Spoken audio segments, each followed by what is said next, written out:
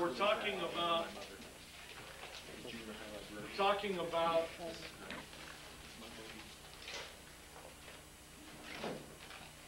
teaching quarterbacks and receivers how to recognize and attack zone blitz pass coverages. And that's from the standpoint not only of attacking the coverages, but also of attacking the blitz itself and what ends up happening with the blitz. Okay?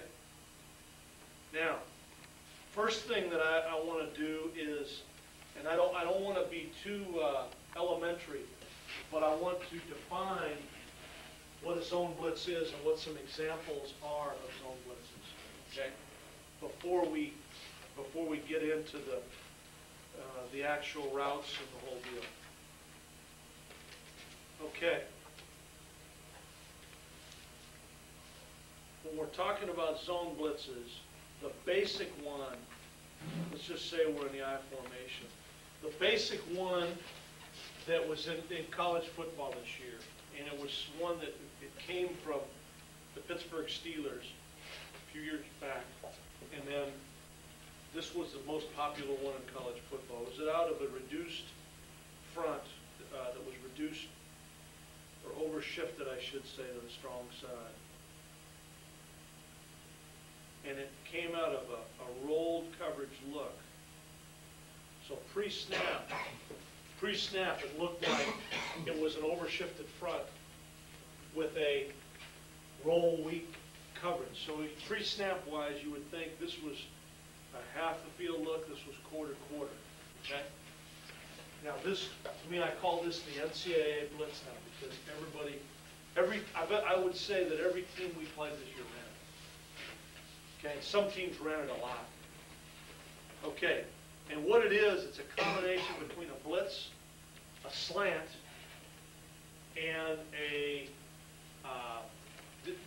disguise of coverage. Okay, what they did is this guy would widen out slightly. They would slant the front. That guy would drop out on a drop back pass.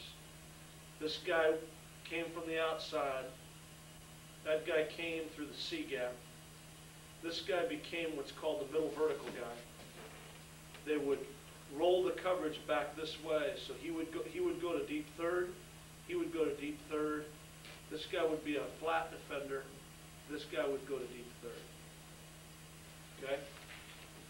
So that is an example, probably the best example, or the most dominant in number of a zone blitz that we saw. Okay?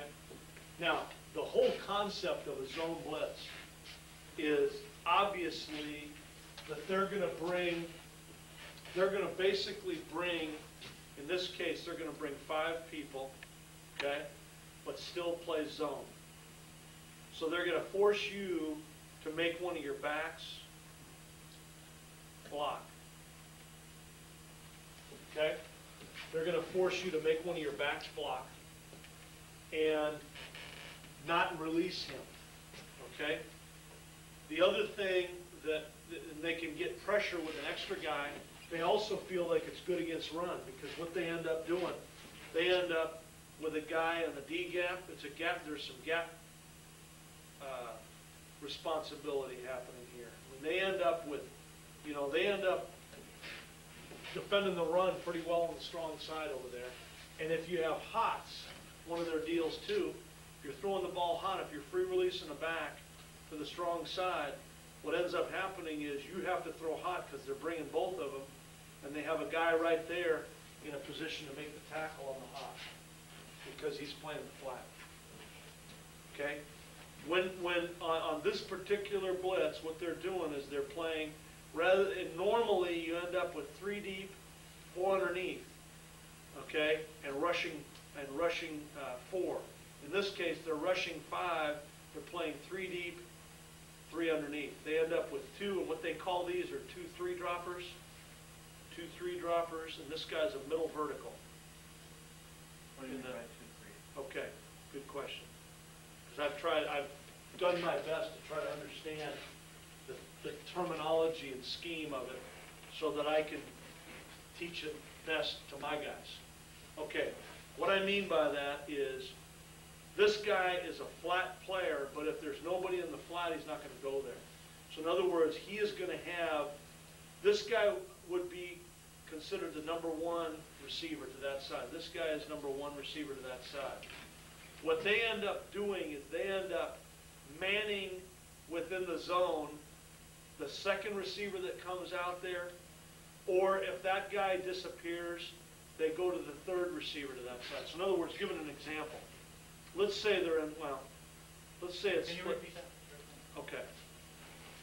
Let's say it's split backs, okay? If you consider, okay, from a defensive perspective, this guy is the first number one receiver to cover on the outside. If you're in split backs, that guy becomes number two. And the next guy, if you're not in the I formation, I went back to split backs. The next guy that can get over there is most likely this guy coming from this side. So really, this guy has no other threat other than the number two. So he doesn't have to drop a long ways. He's going to end up playing the number two guy man-to-man coming out into that area. Okay? So it's man, pattern read, man within the zone. Okay, on the other side, I know I got a lot of lines here. Okay, I apologize for that. On the other side, this guy's number one, and then whatever happens coming out here into this area, this guy would be number two, and this guy would be number three. So if the tight end released inside, now the middle vertical guy plays him man-to-man. And if this guy runs a curl, then the 2-3 dropper, okay, who's got the flat basically, but he plays man within the zone of the flat, goes through the curl and runs to cover the swing back. So what philosophically, they're trying to, with one less guy, try to play two guys, but really end up playing man-to-man on the number two guy or the number three guy out in that area. Does that make sense? If I'm not explaining myself, ask me again. Okay, I apologize for all the, I mean, that's a lot of stuff on that. Okay? Now, giving you another example of a zone blitz. And this was, I would say this would be NCAA blitz number 2. Okay? If that was NCAA blitz number 1, I'll go out of split backs because that simplifies it a little bit as far as who the 2-3 guys are and all that. Okay, now, this was out of a cover 2 look. Okay, it starts off as cover 2.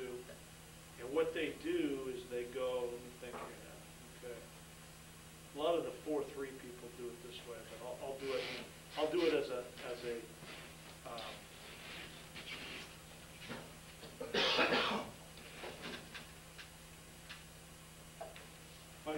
was I standing in the way? I'm sorry. Okay.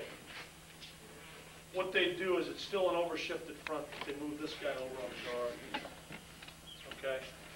And what they end up doing is they have a variety of things that they do, but what they end up doing is the 5 rushers end up being the 5 interior guys.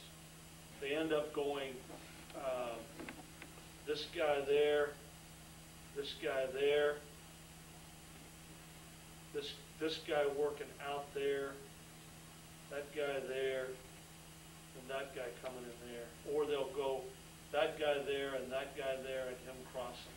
You know, they work a game basically between, actually, this guy could be coming across to that gap. But they work a game between those 3 guys working in through here on the 2 A gaps and the B gap. Or sometimes some people run 2 guys through the same gap, thinking that against zone protection, you know, when people have turned back protection, you end up getting an extra guy through there to fight that. Okay, and what they're doing now, the 2 guys that drop out of there, they end up with flat players out here, half the field players here, and the 2 guys that drop out and play, they end up with a 2 deep, 4 underneath, okay? With these 2 guys end up being the underneath defenders. They end up obviously weak over the middle. They don't have a middle vertical guy in that, in this scheme. Okay, now, let me give you another example.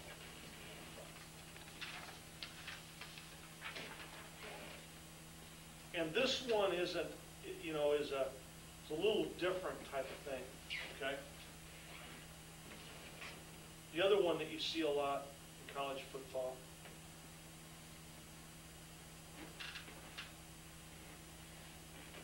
same thing out of an overshifted front, roll weak coverage, is just what we call an exchange blitz between the corner and the end. What happens is we get a corner blitz coming off the edge over here. They end up playing him over the top, but not man-to-man. He plays zone. He plays basically half of the field cheated halves, and they end up exchanging between the corner coming and the end dropping out. And other than that, everything else, they end up playing quarters here, quarters here. Would that be most likely on the hash? On the Yeah, the ball to field is to that side. Yep, exactly right. Which we saw very into that with the Will backer. They left the corner over there and the Will backer would widen out a little bit, and then come from the outside and the end would drop. Oh, yeah. When they bring this guy out there, and they bring him and drop that guy out, yeah. That's another one. But really what they're ending up with here is, and the other thing that they do with this is, they'll bring the corner, drop the end, and bring the will linebacker in the B gap. So what ends up, what they're doing is they're giving you the illusion they're bringing 4 weak from that side, and this end tries to occupy the tackle, make him think that he's got to block that guy, and then that guy drops out of there. And they try to get the corner by him without that tackle being able to fan out on like a turn back protection.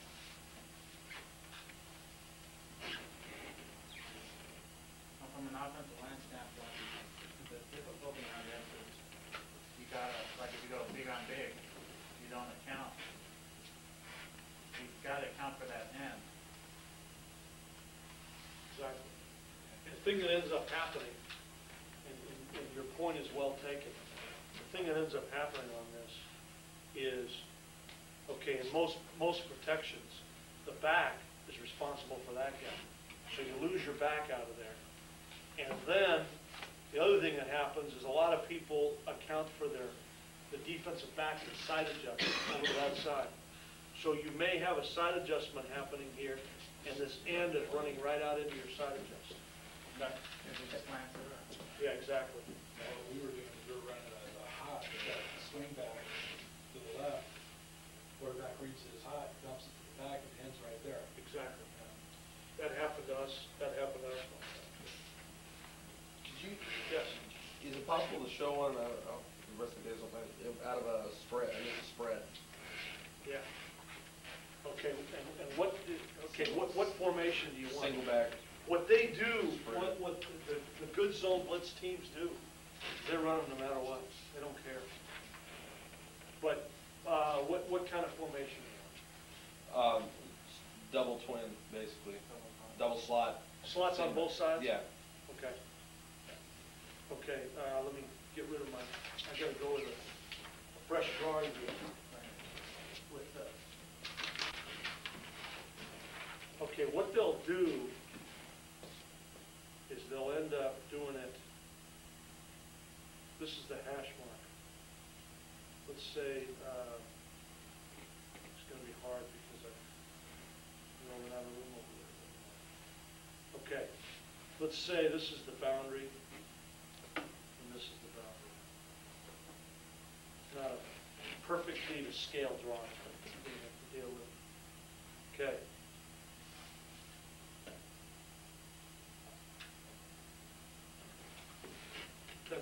That's the formation you need? Yeah.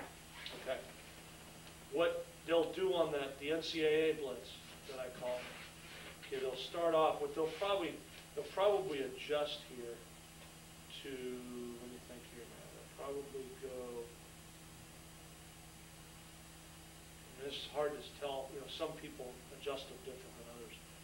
I know that to the field, they'll walk this backer out. Okay, they'll still have that backer there. Now, if they feel like this guy's spread out far enough, they might walk that backer out. Or they'll leave him in and invert it over here on this side, rather than... What we've seen more on the short side is we've seen that they'll play the safe, they'll slide the safety, they'll try to cover the slot down with the safety. Right. And keep that backer inside. Right. If they do that, okay. I don't want this little raised. No. Okay. Let's just say that that happens. They bring the safety up in here, and they leave the corner off. Okay. And the one thing that'll end up happening here is, okay, there'll be corner. There'll be a quarters look here, so they'll end up with. They'll start off with a, this guy will have to be in a cheetah tabs line. It stretches them out a little bit. They get some problems. But anyway, what they'll do is that guy will come from there, that guy will go there, that guy will go there, that guy will go there. I think what they'll probably do in this situation is this guy, I don't think they'll cover it down over here into the boundary. This guy will end up dropping. That guy will go to deep third, and they'll keep the free safety. They'll go quarters all the way across, and the free safety will go back to thirds. That guy will go there, that guy will go there. He'll still come there, and this guy will be the middle vertical guy. So we'll be playing quarters on the... They'll start off with a quarters look to cover down the two receivers slide over to here, three. and then they'll slide it to cover three and bring that guy out. I know I got a lot of lines there. I'm not used to adjusting defenses. No, that's a good question. But they, like against, we don't run double slots, but against, like say against a trip set, they run it, they run it just like normal. And a lot of times what they'll do is they'll run the same thing with nickel personnel in there. So that backer ends up being a nickel guy, but they run the blitz exactly the same.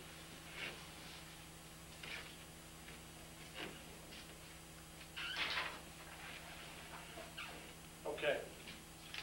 So I think, we've kind of covered the philosophy, the definition of what a zone blitz is.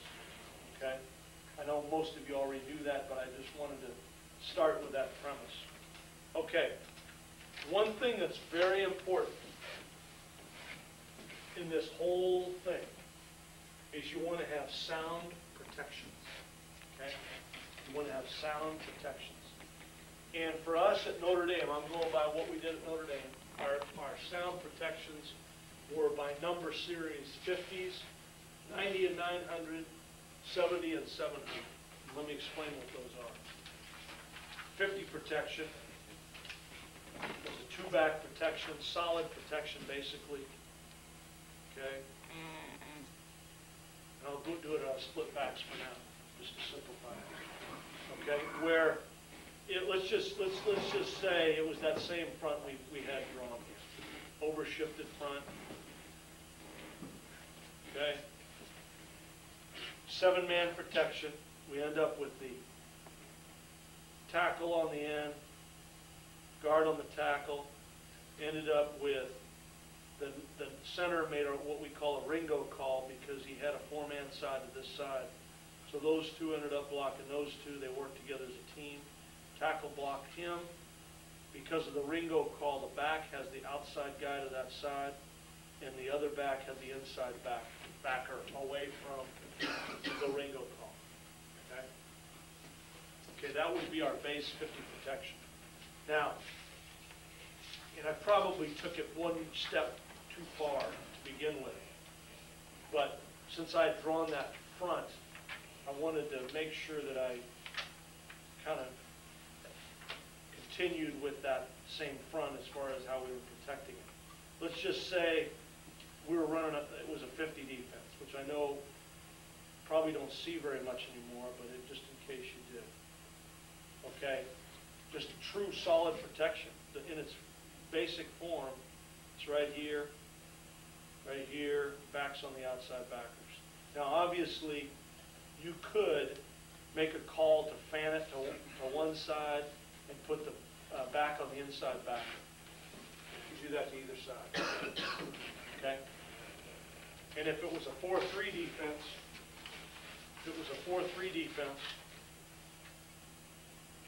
once again, I'm probably oversimplifying it, but or probably, you know, let's say, you know, whether those the two backers are outside, or whether the ends are moved out and they're inside, it really doesn't matter. You end up with the guards on the guards, the center on the middle linebacker, okay, tackles on the ends, fullbacks on the outside backer, tackles on the end, and that back has the outside backer. Whether he's lined up inside or outside, if the backers come outside, and we used to call this the Pac-10 blitz when I was in the Pac-10, with Sam and Will out. This is Sam and Will out fire, where they move the Will out on the line of scrimmage, move the Sam out on the line of scrimmage, and bring both of them from the end. That was the Pac-10 blitz. Okay, so that's kind of a summary of 50 protection against a 50 defense, a 4-3, and I started off with an overshifting front. Okay? Now, 90 and 900 protection. Now this is probably the most sound protection that you can have. Let's just say we're in a doubles formation. Okay?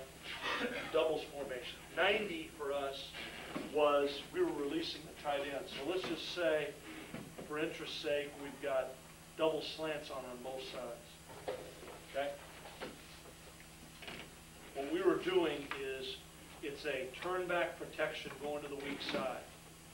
We wanted to make sure we blocked the A, B, and C gap. We're releasing the tight end. This back hit hard off of the tackle's butt. Okay? So we were a very aggressive, solid protection in there where we were blocking the A gaps, blocking the B gaps, and blocking the C gaps. Anybody that came outside of that, we felt like we could get the ball off. It's a little bit like a PAT field goal. We felt like we could get the ball off before he gets there. Three-step drop. 90 and 900, good question. Yeah, it's three-step drop. Okay, now, 900, without drawing a whole new card, was exactly the same. The only difference was we didn't release the tight end. He blocked the C gap, and the back hit off of his butt, blocked the D gap. And that would be, if, you know, going one step further in maximum protection. Okay, that would be 900 protection. Okay? And you can put any front up there you want. You know, it's, I mean, So obviously there's gap some, base. It's all just a gap base. exactly. And there's some technique involved about if there's nobody in that gap helping the other guy and all that. And I could get into all that right now, but the basic premise was turn back gap protection. Okay? And then you kind of coach it from there, you know, the detail of it from there. Okay. Now, 70 and 700, this gets a little more, I guess, I don't know if it's complicated, just a little more detail. Okay, 70 and 700 protections for us. Drop. This is drop back. 7. Okay. We would go, now the thing that's interesting in our deal, 50 was a balanced protection. If we went 5 steps, it was 50 protection. If we went 7 steps, it was 60. 60 numbers, 60 series. Okay? Our 70 and 700, you had to know it by the route. Okay? So it could be 5-step, it could be 7-step. Yeah. Okay, now, this was a turn back protection, and let's, for simplicity's sake, just because it draws up the best, do it against a 50 defense, and then, you know, then you can get, I'll get into the other stuff. Okay, what we're basically doing, its roots are, it's like the old-fashioned, I shouldn't say old-fashioned, old sprint draw protection on a drop back, okay? Where where you're making a play action fake over here, and you're giving the fullback the outside backer and the faking back the inside backer, and you're turning the protection back on the uncovered guard back. But you're doing the same thing without a play action fake. Okay, so what we're doing now is it's a turn back from the uncovered guy strong back. So these two are going to block those two. These two are basically going to block those two. Okay?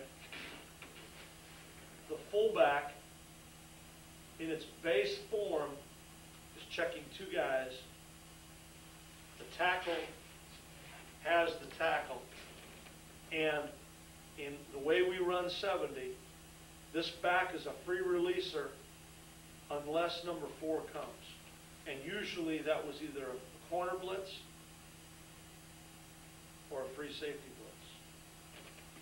Sometimes that would be a 4th defender, but most of the time that would be a defensive back. Number 4 come.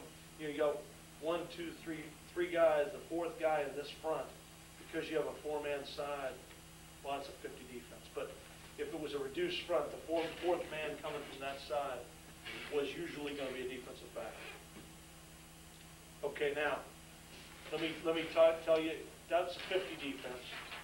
Now in a 4-3 defense, the uncovered guy from the strong side back now becomes the center because the guard is covered. Okay, let's do it for simplicity. Let's make it a Pro 4-3. Okay, now the center now becomes the turn back guy. And so what ends up happening, these guys turn back this way. Those 3 work together in tandem to block those 3. Okay? Guard's covered, so he's got the guy over him. Tackle's covered, so he's got the guy over him. Now the double read happens between the Mike linebacker and the Sam linebacker. And on both of these things that I've just drawn here in 70 protection, in its base form, we are hot if both those guys come. Now, the other part of this is that we can call, and this is something we did, and you'll see this on the film when I show you, we can call 70 stay. Or we can game plan that 70 stay is part of our scheme for that week. And by 70 stay now, when we say the word stay, it goes from a 7-man protection to an 8-man protection. Max, keep the tight end in. Right. And what we did is the tight end, when we said stay, the tight end check release off the outside backer.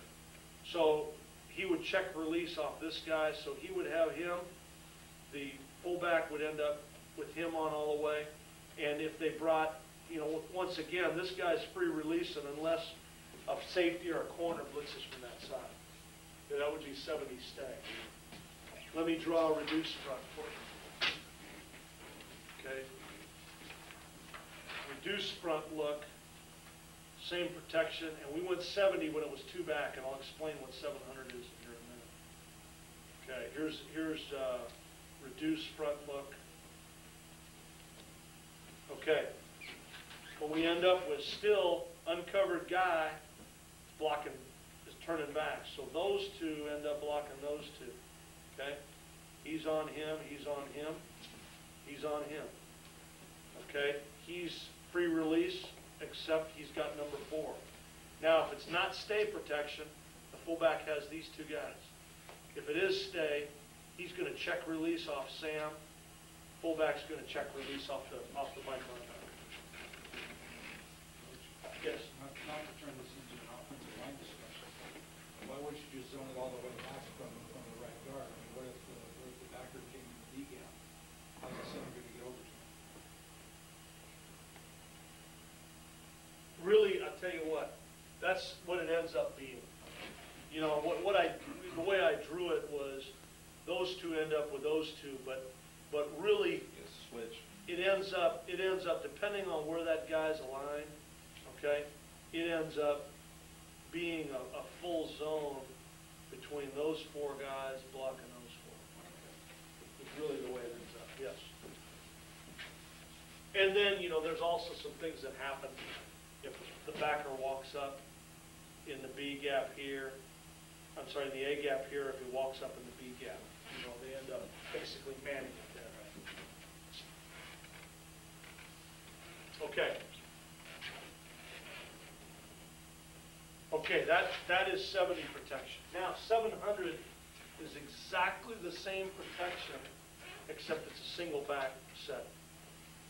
Let's just say we're in a trip strong, okay? And let's say let's say it's a nickel defense, which we saw a lot in this situation. Let's say there's a nickel guy there and two inside backers, okay, and they've got let's say they're doing this right here. Off the screen, Coach. Sorry about that. Okay. Okay, nickel defense against trips. Okay, now, we end up, it's 70 protection. The difference is we've taken the back from here and moved him out there.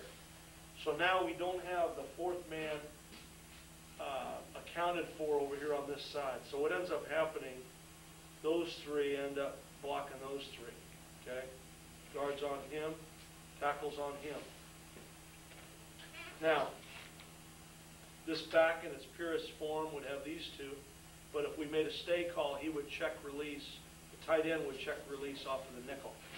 Now, the difference between 770 for us is that if the corner blitzed or the free safety blitzed, we would have to side adjust with our X. In other words, we'd have to throw the ball. The X and the quarterback would be responsible for accounting for that corner. So if the corner blitzed, we'd run what we call lazy fade. If the corner stayed back and the safety blitz, we'd run a slant replacing the blitzer. Okay.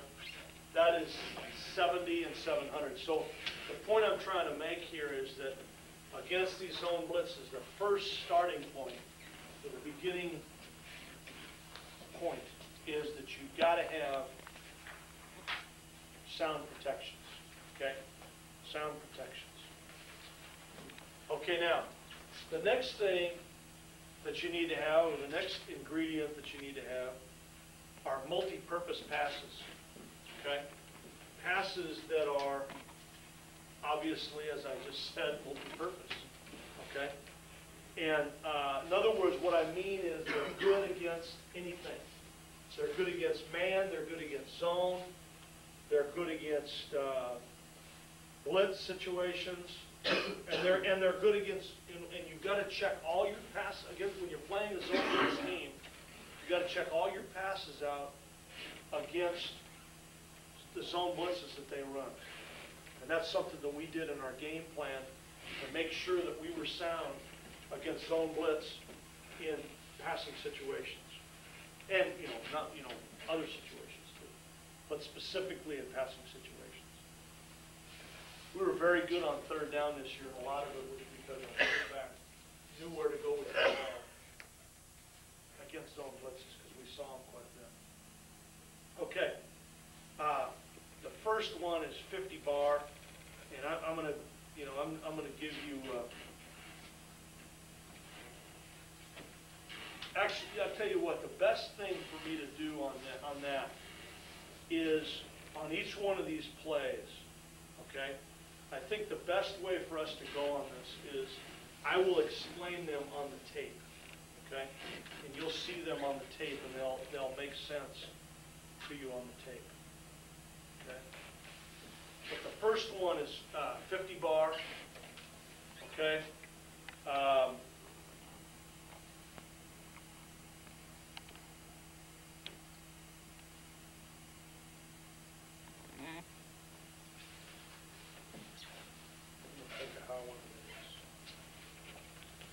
Yeah, let's go ahead. I need to explain each play.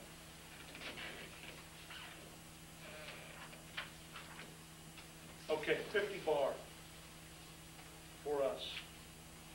I'm going to go to a different what some people would call a smash.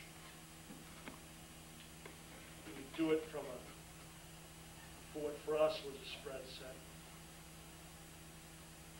Okay, and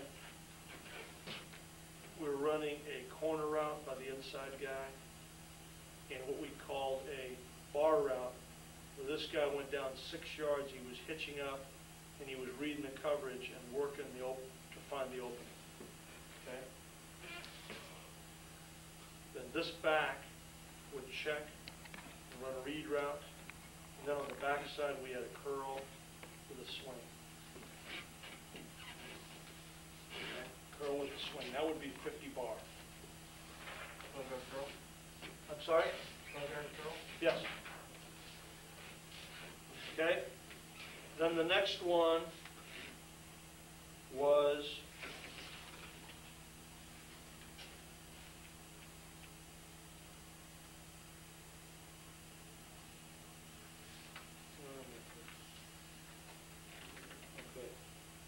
the next one was 53 sneak. I'm going to have to open up a new deal of overlays. Okay. 53 sneak. Okay. Where what we did on this is we had outs on both sides. Okay. We ran the tight end on an out, and instead of free releasing and running a scat on this, we check release the fullback. Okay? And this back would run check and run a read route. Okay? Check release or just run an angle? Both these guys were checking when it's 53 sneak, not scat sneak. Okay. They would both be checking and running their angle. And really I should call it 53 angle. In our terminology at that time it was 53 sneak.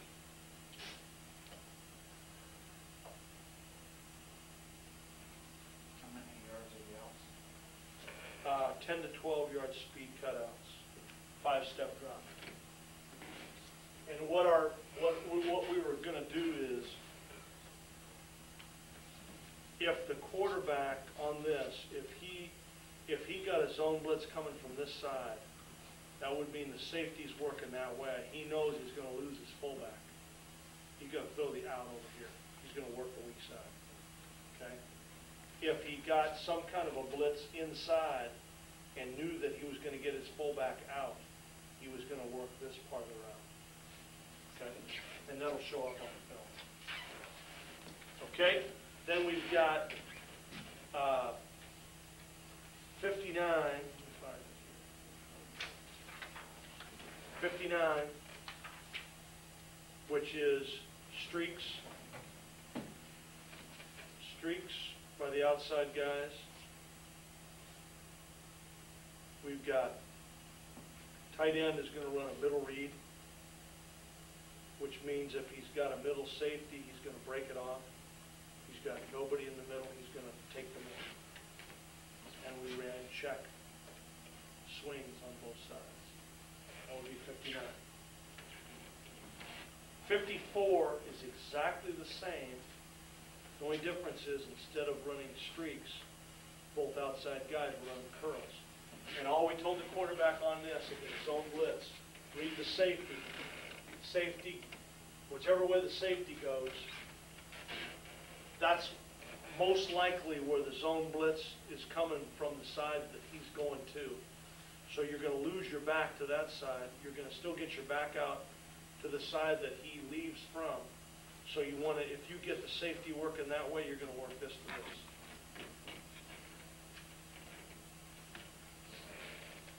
So you're working, you say you're working away from the safety? Yes. As the safety goes strong, you work weak. Safety goes weak, you work strong. Okay, and I know this seems like I'm throwing a lot of passes at you, but you're going to see them on the tape. So let's go ahead. I'll go ahead and draw them.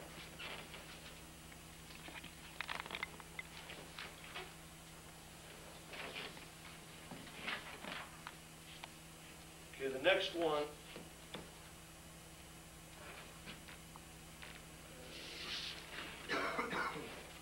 would be twins. Do it this way. Twins 74 hook. Okay, we talked about 70 protection. Okay, so now what we're going to do is we're going to run two 7-step drop. These are gonna be 16-yard curls. That guy's gonna work the middle. This back is gonna check number 4 and swing. And this is stay protection. So this guy's gonna check and run a corner. This guy's gonna check and what we call a trickle. Sit down right there. And it's an 8-man protection. Okay? If we get 4 from this side, he's blocking it. We got turn back going this way. We've got this guy on the inside backer and this guy on number 4 over there. So it's a very, very sound protection. Okay, that would be 74 hooks.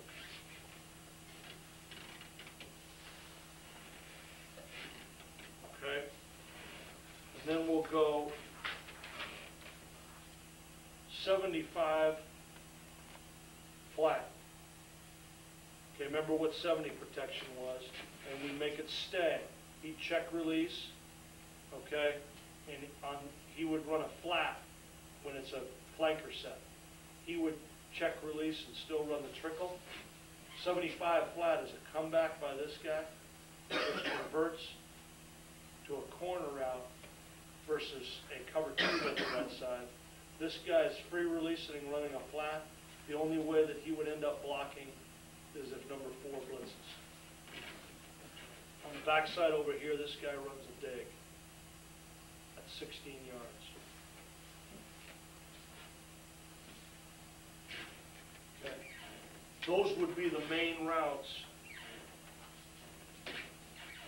Now, I think one of the things that's really important along the line of all this is that you have to teach the quarterback which back he is losing by the blitz and go to the opposite side. So obviously there's some film study and some game plan involved in this as far as teaching the quarterback where he is, who he is losing, and where he needs to go with the ball accordingly. Now, right along with that, that is done by game plan like I've got here, okay? That's done in a blitz period, 2 different ways, okay? We would have a blitz period where it's a teaching tempo. In other words, the first blitz period of the week, when we're facing an opponent that's a zone blitz team, it would be at a teaching tempo. So in other words, it would be a slowed down. This guy goes here. This is the back that you lose. As a result of that, you want to work the other side, okay? And most of the time, it's based on where the safety goes. There are exceptions to that, but most of the time, it's where the safety goes. Then we would take it from that to the next level, which was doing it full speed against our offense. Okay? Now, what I would like to do now is to break this up a little bit with some video here of some specific zone blitz situations. Again, you know, when it was purely a zone blitz. Okay? And then we'll go over to when it's a true blitz man situation.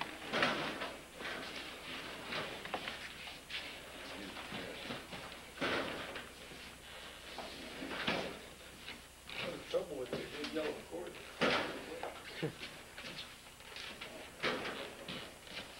Okay, tell me where I should put this so everybody can see. Is that good? Is that good?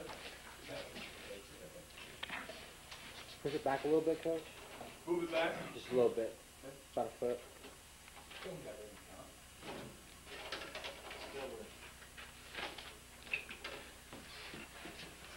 Okay, now, do you think I should turn the lights off or not? You need it back further? Yeah. Tell me where. Like right about there. Is that good? Yeah. So where did I put my chair? I saw it. Oh, I'm sorry. No, go ahead. Go ahead.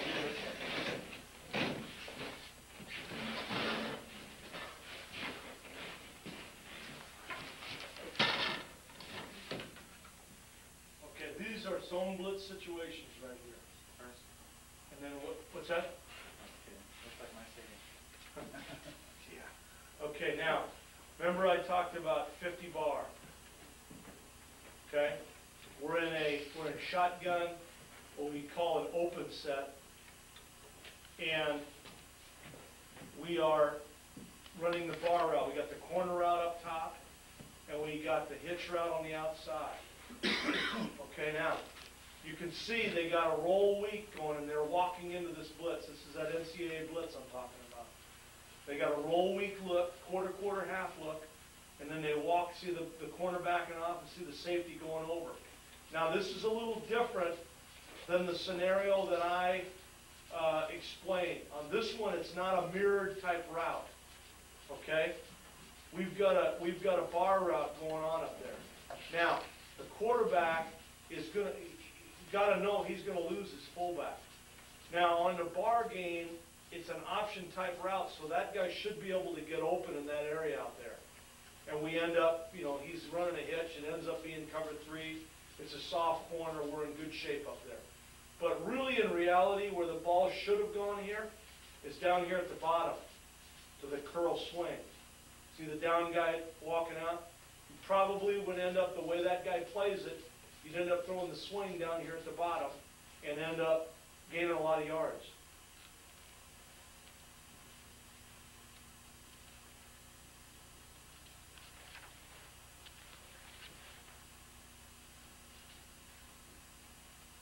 Okay, now this is going to be 53 angle, okay?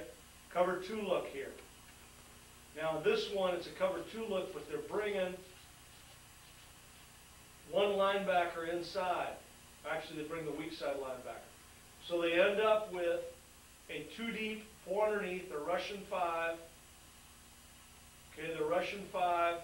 They end up with 2 underneath defenders over the middle. So the quarterback knows it's 53 angle, it's cover 2. He's not going to be able to throw the outs to the wide receivers. That's 3 deep zone type looks. Okay? So now he's going to be working the inside, and in this situation, he ends up with 2 guys on 1 on the strong inside linebacker. Ends up throwing the sneak. If they had brought the zone blitz coming from the strong side, where they bring the outside backer and the inside backer to the strong side, it would not be a 2 deep look, it would be a 3 deep look, and this safety would be working in the middle, and you end up throwing the out down here to the bottom. Everybody understand where I'm going with this thing?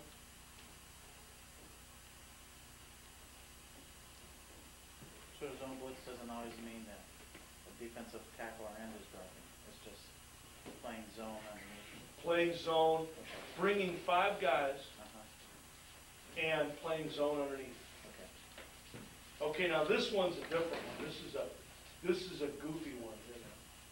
Okay, now, and I didn't explain this one, but this is a different one. And it's hard to stop this film in midstream. Could he signal him? Let me see.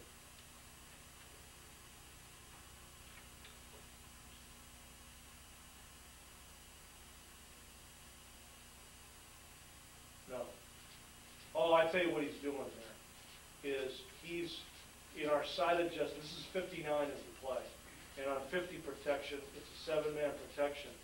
He's pointing at that corner up there for the receiver to side adjust him if he blitzes. Okay. Okay. It's a communication between the quarterback and the receiver. And if he blitzes, he'll do what you call the Lazy fade, and he'll replace him out there to the outside to the boundary. See, if this thing would stop without it being all skewed, it would be good. But what they're trying to do on this thing, okay,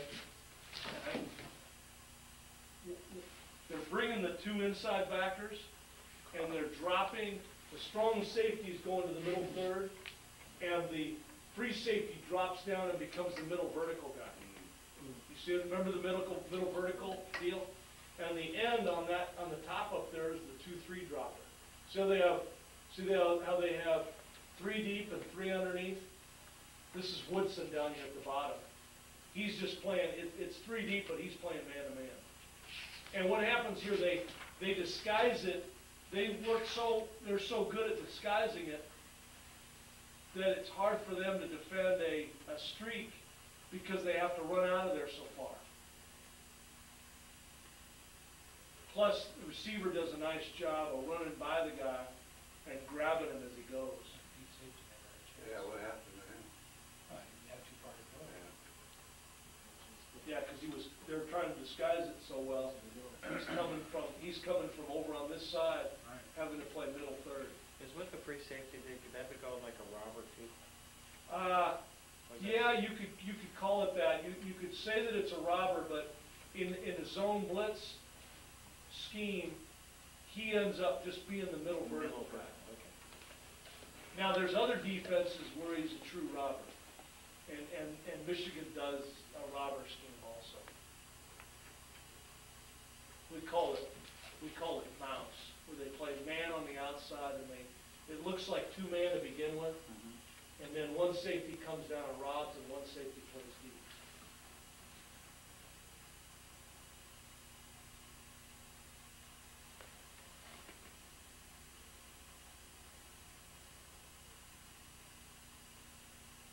See, that safety working strong, that tells him on a mirrored route to go weak with the ball.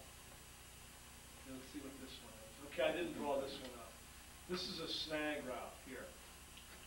Okay, what I mean by a snag is you've got the inside guy there that's in a stance, not the guy in motion. The inside guy in stance is going to run up and hook at 10 yards.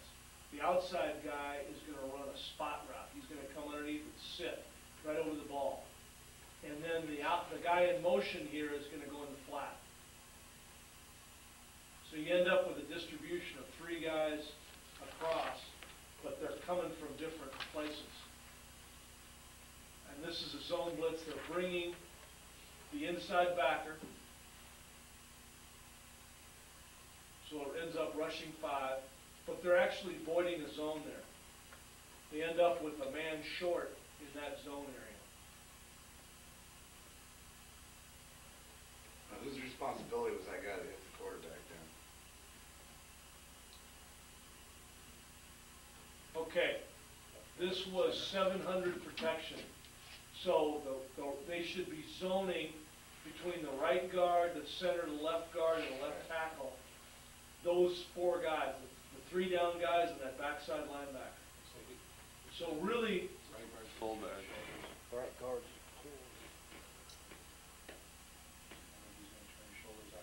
exactly. The right guard should be working with the center and be in a position to take anybody coming over the top back into that. That's the tackle. See if there's an end zone. Was the end that one? Yeah. It's the end coming all the way around. Yeah, that's the right That's a guard super. over there. Should have been zoned off As far as Luke got between the there. center and the right You guard. never got a switch call. Okay, now remember I talked about 74 hook? Okay, here's the NCAA blitz coming from the twin side. So they're bringing an outside backer, inside backer, slanting it back to the tight end. They're considering this down here the strength. And they go to a 3 deep zone. What ends up happening is 70 protection. So the back blocks number 4, okay? He ends up blocking number 4. So we end up with 2 curls against this flat defender right here.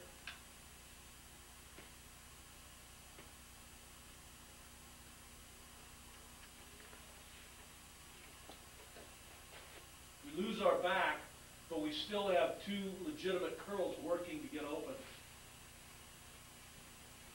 You can see it how it ends up being protected from the end zone.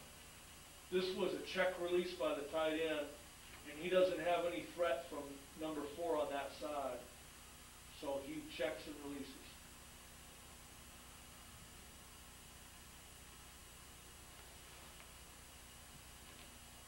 Okay, now remember we talked about 75 flat. Okay, 75 flat. Okay, it's 70 protection. We're free release in the back and the flat. Zone blitz again. This is the, I think this is the NCAA blitz again. Yeah. Okay. they're bringing the outside guy down here. Let's see what the tight end does. Yep, it's 70 stay. He blocks the outside guy. Inside backer's blocked by the fullback. And now we're just working the weak side over there. You got to come back on the outside and you got to flat by the tailback. And you're reading the flat defender. Quarterback's reading the flat defender.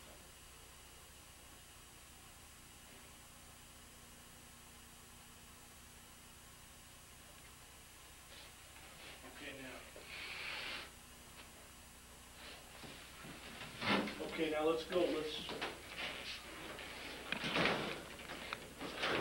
move to a different deal here. And let's go to blitz man. Okay, let's go to blitz man. That was zone blitz, and I'll be happy at the end of this thing to talk any more that you want to talk about zone blitz. Okay. Now, versus blitz man. This has, anytime you mention the word blitz, whether it's zone blitz or blitz man, you got to have sound protections. Okay? 50 protection, 5-step, get rid of the ball fast, timed routes.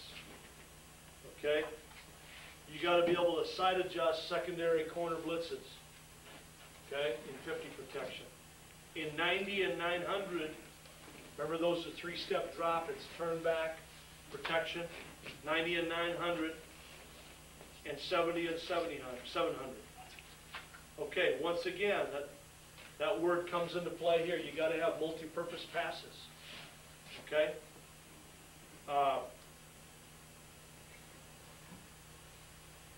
We'll go, let me explain what 50, let me explain what 53 is.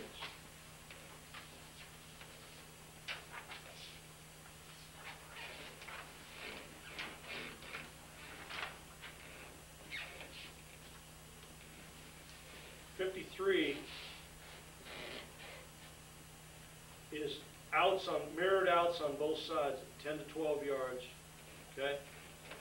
And tight end is going to sit down over the middle. He is going to check and run what we call a stop route. He's going to check and run a read route, okay? And we're going to, now this is different now. This is, if it was zone blitz, we'd throw it away from the safety. And if it's man blitz, we're going to throw it to the best side to throw the out to, based on the depth of the corner playing off that. It could also be a personnel thing, who our best receiver is, who their either best or worst defensive back is. Okay? 54 for us is mirrored curls on both sides. I think I mentioned this before, but I'll review it. We're running 12-yard curls on both sides.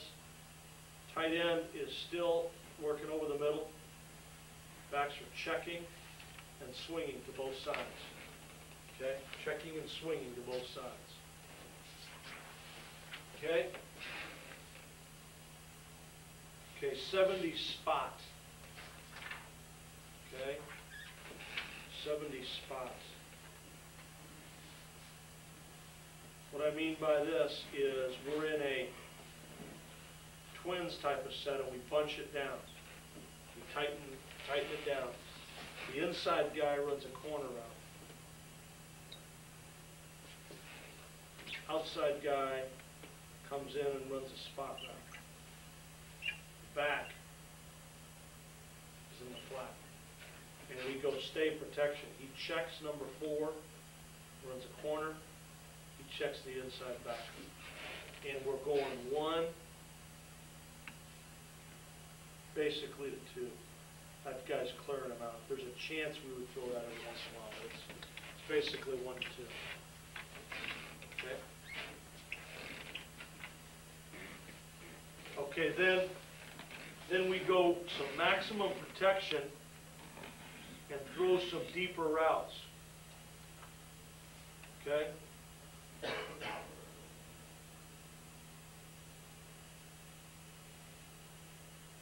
Okay, maximum, and you already saw 74 hook where we were running out of twins.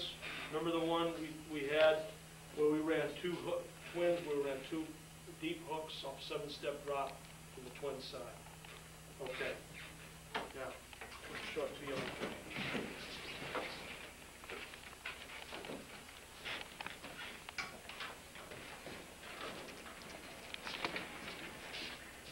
Just good right here. Okay. Okay, ready to go.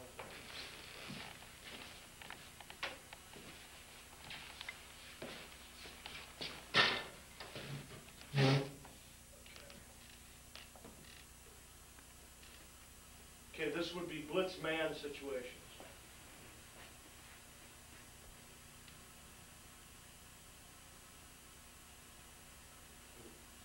Okay, this is 53. We're doing this out of a open set. Okay, this is 50 protection. Let's see what should have happened here. This one is not a slide protection. This is The back should red. Back, This this is- is the reed. yeah. This back's got the outside backer. Yeah, that's fullback all the way. This is a 4-3 defense. It's Georgia Tech. 4-3 defense. The fullback should have the outside backer that's hitting the heck out of the quarterback right there. It's 4 cross man, blitz man. Yeah, exactly. He just didn't even, he realized after the fact that was his guy. Oops. Oh, hey, look out! First The guy one- was supposed to block! First was in the huddle, sorry. And what we tried to do on this was give the quarterback, have him throw the shortest throw, best personnel matchup. And usually the ball's in the air less on an out to the boundary as opposed to an out to the field. The other thing that's important here, we flat turn loose the linebacker and he's walked up to the line of scrimmage, and because it's a 5-step drop and we get rid of the ball, well, in this case, he should be taking 3 steps when it's in the shotgun, because you subtract 2 steps from the drop when you're in the shotgun. So he should be going 3 and getting rid of the ball, and as a result of that, the fact that he's getting rid of the ball fast allows us to have a completion. Do you ever call for the tackle to say heavy, or if he's walked up like that to block down? Yes, that would be what we would call, that would be a gap call. If he's walked up like that, and if the tackle makes a call, then he would block the guy in the gap, and the fullback would block the end on the outside. Yes, that's what that call would be. Now, that call was not made here, even though the fullback thinks it was, that call was not. He's hearing made. things.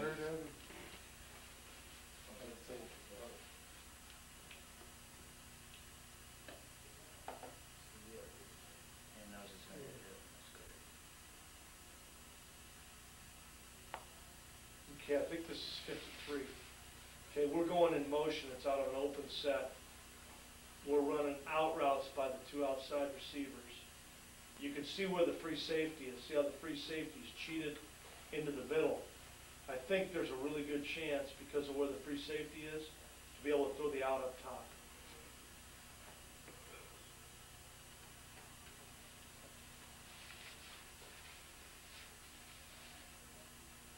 Because corner knows he's not gonna, What's that? why specifically? Okay, because the safety's cheated way over here. Corner has no help. Okay, So there's a good chance that that corner is going to be real soft. yes.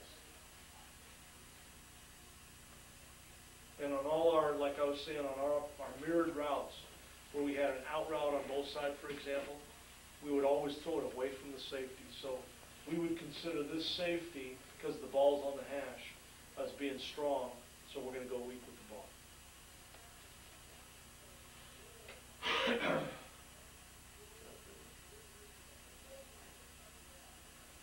That was bad as far as what he did after the catch. He should have gotten upfield more aggressively.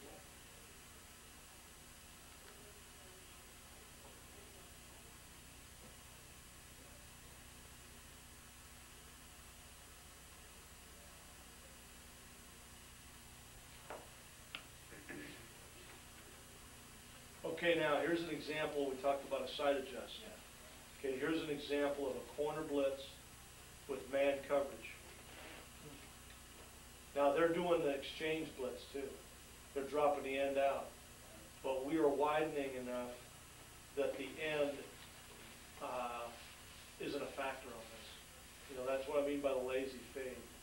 Back out there to the outside. And we get, you know, we end up making, it's like a 6 or 7 yard gain. It's not the ideal scenario. It's almost an 8 yard gain. But it's not the ideal scenario when it's 3rd and 12. But it's good if it's 3rd and 5, and it's good if it's 2nd down or 1st down. Okay, this is a curl. This is 54. Curls on both sides. They're blitzing. Both backs are kept in. Fullback got his man that time. What's that? Fullback got his man that time. Yeah. Now, in this case, the safety is down here low on the weak side. So the quarterback's throwing away from the safety, so he's throwing the curl up top. It's a good job of placement of the ball by the quarterback, and it's a good job on the route by the wide receiver. And it's a good job protected, too.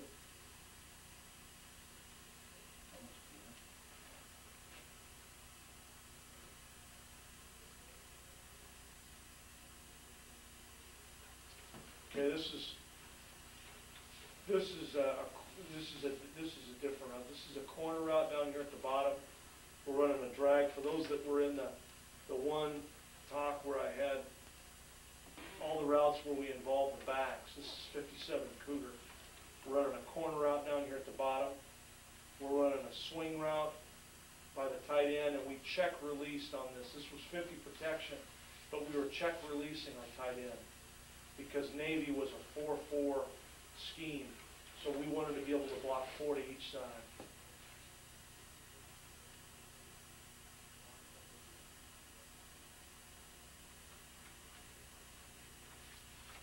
It's a good job on this route and throw here.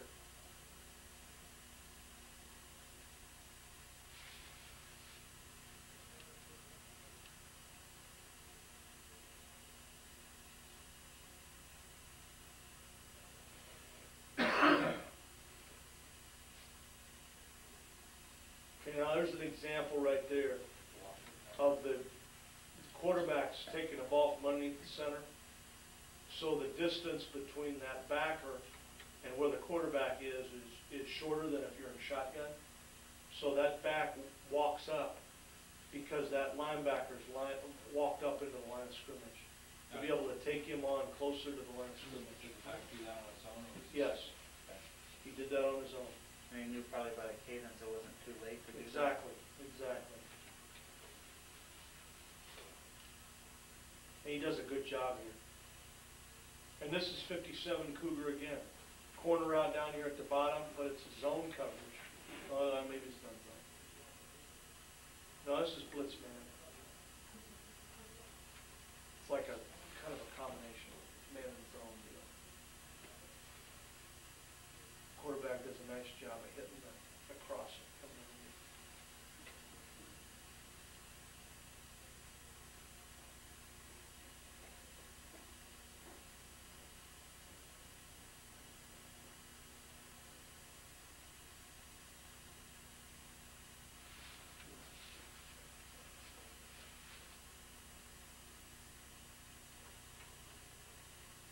Okay, this is the spot route. Tight end is going to run a corner route. The outside guy is going to run a spot route, and the back's in the flat. Almost like a pivot. Yes, exactly. Did he go in far enough? Let me see. Well, he didn't get off on the snap, first of all, which is a problem. He's lined up too far in the backfield, which is another problem. No, he should have gone in further.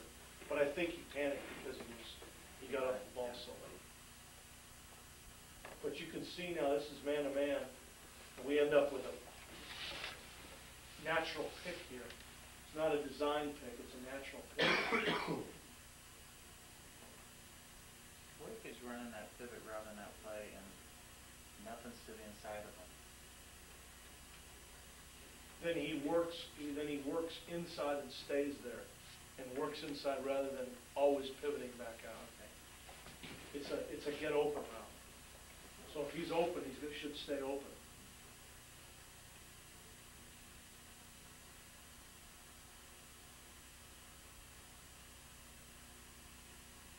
Good hustle by the Can tight you show that again?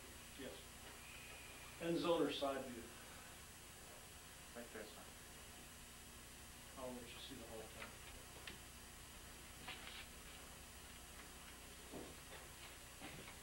Now, the other thing that's interesting about this was 700, and there's a corner blitz down here at the bottom. But quarterback sees the corner blitz and sees how far the guy's coming from and realizes that he can get the ball off to the other side. There's a lot of stuff going on in this play. Yeah. He could have thrown that little pass for 2 yards, right? The safety's rotated over pretty far on top of the corner blitz. The little lousy fade and everything. Yes, you could. Yeah. You could call it a lazy fade, or you could call it a lousy fade. Late. Maybe something. Good block. Good hustle by the tight end right there. Exactly right.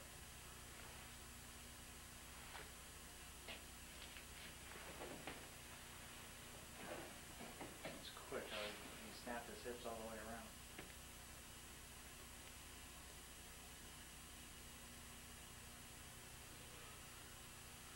Okay, here's 74 hook. Earlier it was against zone blitz. This one's against a blitz man situation. And they're bringing a lot of dudes to that. It ends up being an 8-man protection for us. Tailback blocks number 4 this way. Tight end runs number 4 around the edge up at the top. He doesn't do a great job, but he allows the quarterback to step up and throw it in there. This is a big third down play. Almost, what would you classify that defensive end as doing at the top?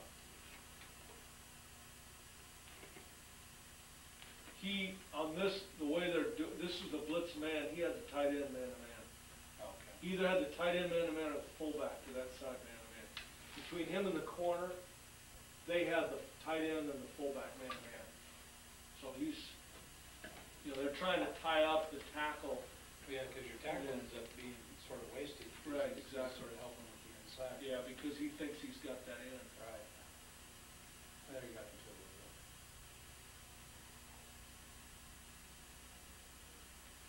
You can see it better. Right. Looks like he has the fullback man-to-man. Because when the fullback goes to block Yeah. number 80, see, he works Right, inside. okay, yeah, And then I think the corner down here had the tight end. Did the fullback put his hands behind his back? Tailback? No, they're right on, they're right here. Just that you can't see because they blend in with his pants. Great. He's pancakes. Fullback, Yeah, puts him down. watch it again. Excellent feed. Good stuff. I did? Oh, you know what I did?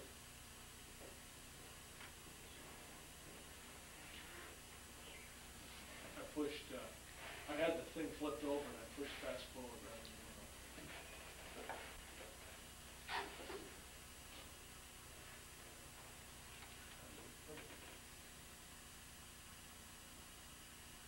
Yeah, it's a great job by the fullback. It's a good job finishing the block.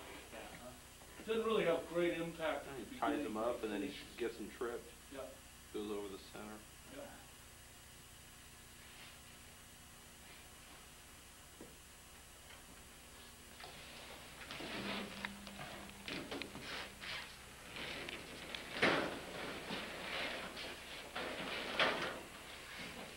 Okay.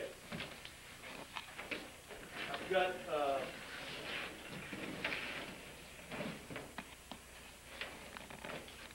I think I've got some more tape to show if you want.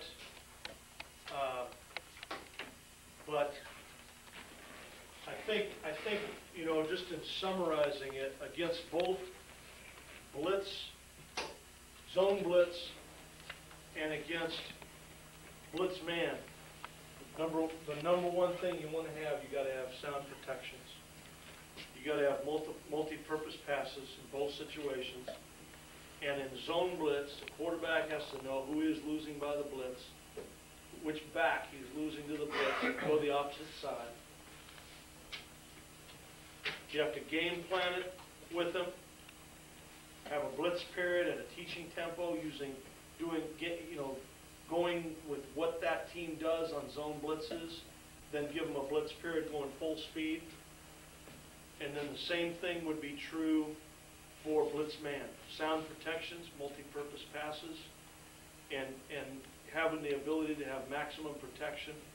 You know, have routes where you get rid of the ball fast, 5-step, get rid of the ball fast, side adjust secondary blitzes, but also be able to go maximum protection and be able to throw some deeper routes too. Okay?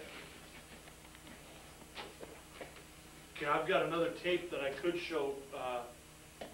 Anybody have any questions or anything in particular, specific, that's either come up tonight or that you wanted to talk about? Some of the, like you said earlier, you talked about signaling the wide receiver with the quarterback. Yes. Let's say you got a run play on and you want to go to a pass. Okay. What do you think is the best way or the simplest way to do that?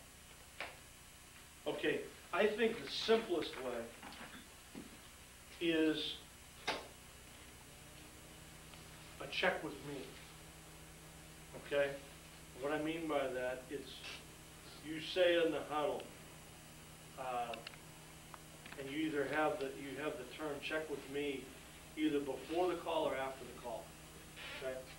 And he says, the quarterback says, you know, whatever the formation, right,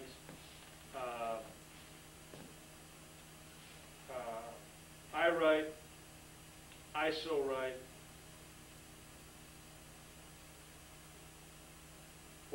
or 90, check with me. Okay? So he makes that call, comes up to the line of scrimmage. He has a cover 2 look, you know, where there's this look out here where he's got, you know, there's nobody out of the secondary that's involved in the deal, and he can run the ISO, and there's no extra defender there, and it's a good defensive front to run the ISO into. He runs the ISO.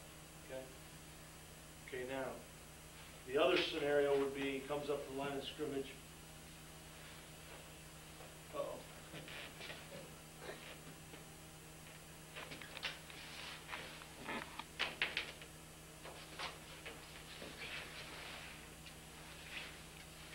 The other scenario would be he comes up to the line of scrimmage and he's got an 8-man front of some kind. Let's just say, classic example, against a team that runs a Chicago Bear defense.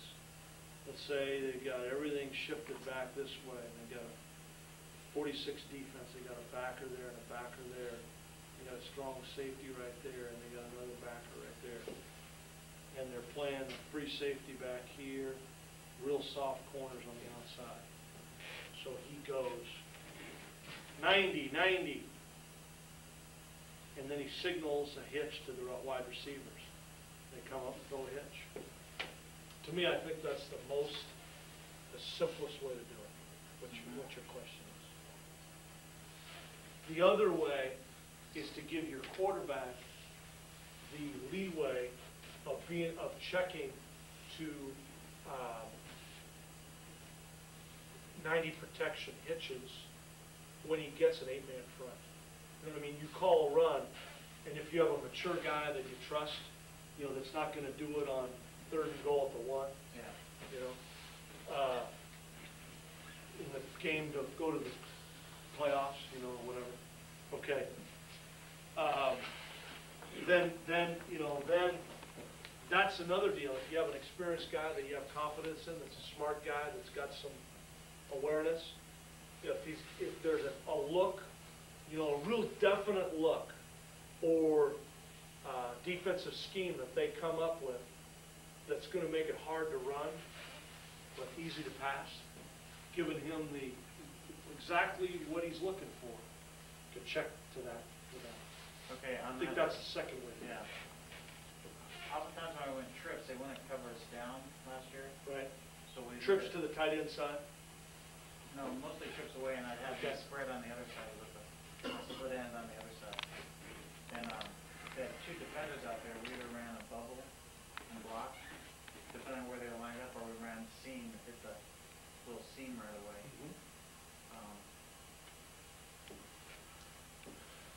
That worked pretty well. I just want to try and come up with that was pretty obvious. If you're not going to cover us down, let's get the ball out there right away. But in disguise coverages, it's a little more difficult. Yeah, I think the key is, I think what you want, whatever it is, I think you want to define, I think I think one of the deals is you got to look at your opponents and look at what they do and what they do that's going to create problems. And maybe your rival, maybe your the games that you got to win, and look at what they do and what creates problems, and come up with an answer to it that you want your guy to get into, and start and start showing them specifically this is what they do, and when they do this, we want to do this. And I think you want to look at what your problems are, and then come up with an answer that's the best answer for you in a practical situation that's going to happen. Yeah. And what are good ways to signal like the 90 series to the quarterback that's not too obvious to everybody in the stadium? This. You're talking about the quarterback to the receivers? Yeah. Okay. What we did is we did hand signals. And I don't want to get into exactly what we did, but it's just hand signals. And really what we did is we got them together.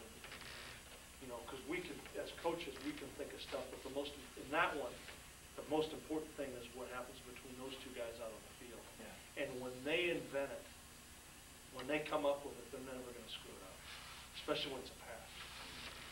Yeah. You know what I'm saying? Like if you tell them what it's going to be, there's more of a chance of them screwing it up than if it was their idea.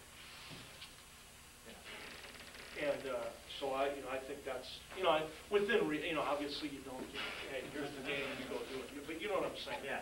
Within parameters, that's a situation where they're out there on the field and they've got to communicate it to each other under a pressure situation, with the crowd and all that, noise and everything.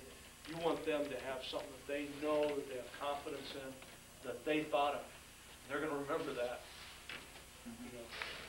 So I think that's the best thing to do is to have them associate what's the best signals for each route.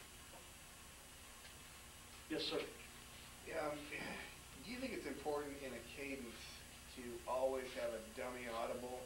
So when you audible, nobody knows if you're really doing it or not. Or do you think you fit in the audible when you need it in your cadence? If you're not going to audible, you just have a shorter cadence? I think it's extremely important to have dummy audibles. If you're going to use audibles at the line of scrimmage, definitely. Yes.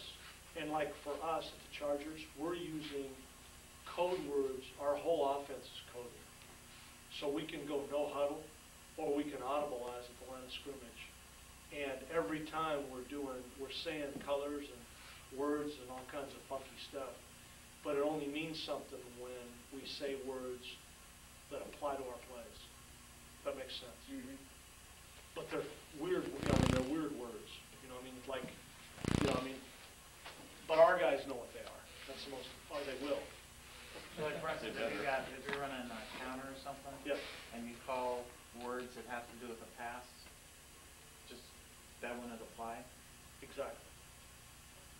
Now, okay, good question. Unless you call something Okay. to change the play, but. Right. Okay, an example of what I'm saying is you have some calls that are runs that mean mean something, that our run plays. And you have your passes that mean something. But you will have some dummy words that you're going to say, and they're not going to be the same ones, they're going to be different ones, that you'll say that are similar to the words you're using, but don't mean anything. And the guys will know that in advance, so if we say Exactly, Bugs Bunny, it doesn't mean anything, we'll say that and, exactly, yeah. exactly. How about the old, if you use a color, a certain color tells everybody, okay, the next thing that's said is live, I mean, we're really changing the play. If you use some other colors, then No, I think that's good. that works okay. Yeah, or, you know, it may be a code word of some kind, whatever that may be, I think that's a good system. I think, and the thing that your question brought to mind, something else that I think is really important, is when, and I said this earlier in one of my, I have no idea which one it was, but in one of my earlier sessions, if you're going to hand signal, you've got a dummy hand signal when it doesn't mean anything. Really important. And sometimes they've got to be, there's got to be times where you hand signal what the ones that really mean something on times when it doesn't, where it's not going to mean anything. So people can't pick that up. Now that happens more on our level Yeah. than it does. I see that, like, if you're going, just like, Ouch. don't play, and the guy's having his head looking at receiver, and then it's nothing. Exactly. So, How would the quarterback would call that in the huddle beforehand, or what? No, you'd have some kind of a lock call that whatever the play is called, it's locked and you're not going to check it. Okay. And because, like, see, in our situation, you know, and this is probably true with you guys more when you play rivals, you know, who know you a lot. You know, like maybe a close proximity team, you know, who you go in passing league against, all that kind of stuff, and you see each other quite a bit. In our situation, we play each team in our division twice. So during the like this year, we played Denver 3 times. We play them in Australia in the preseason, then we play them at home and we play them away. Same thing, Oakland we play twice, Kansas City we play twice, and Seattle we play twice. So we've got to be really careful because of that, because they're going to have, you know, basically every film, and they've heard our snap count, they've seen us, so we've got to be really careful. You know, I think in college football, like at Notre Dame, we play such a weird schedule. It was such a national schedule that we had some repetitive opponents, but we'd have half of our schedule was we hadn't played them the year before. So, you know, you didn't have as many of those kind of situations. Now, they can scout you off film, but it's a little harder. You know, I think the more you play teams and the better they know you, they see you in passing league, that's where you've got to have real signals and you've got to have dummies. It's important, or else they're going to know what you're doing. And what'll happen, they'll know what you're doing at the end of the season in the critical game that is the one that you got to win to achieve whatever goal you're trying to achieve. yeah. Either just beat the crosstown rival or to go to the playoffs or to win the, you know, CIF championship or whatever, you know, whatever that may be. So, well, I think we're at the end here. Enjoyed visiting with you guys. Yeah, I think it was great. Good luck this year. How about your son? How's he going to do it?